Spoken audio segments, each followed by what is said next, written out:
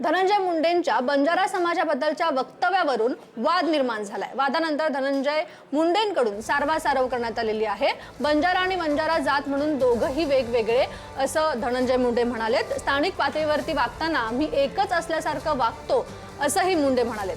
तर धनंजय मुंडेंच्या बोलण्यात दुटप्पीपणा जाणवतो असं अंबादास दानवे यांनी म्हटलंय। काय विरोध करावा हे माझ्या हातात नाहीये।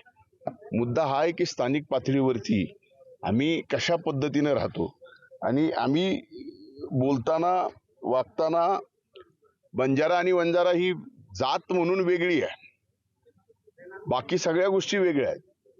पण आम्ही बोलताना आजपासून नाही तर स्वर्गीय मुंडे साहेबांपासून या बंजारा समाजाने स्वर्गीय मुंडे साहेबांवर प्रचंड प्रेम केलेलं आहे आणि त्या परिस्थितीत मी ते बोललेलो आहे। त्या बोलण्याचा कुणी काय अर्थ घ्यावा आणि अर्थ घेणारे आणि घोषणा देणारे सुद्धा कोण होते हे सुद्धा आता सोशल मीडियावरती बऱ्यापैकी बाहेर आलेलं आहे।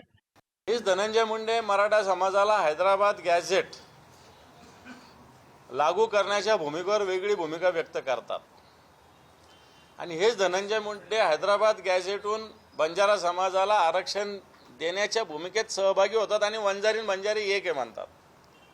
याच्यातून दुटप्पीपणा मला असं वाटतं दिसतो आणि म्हणून जाणीवपूर्वक त्यांनी असं म्हटलं असं मला वाटत नाही, परंतु धनंजय मुंडे तसे ज्ञानी आहेत, योग्य विचार करून बोलले असतील।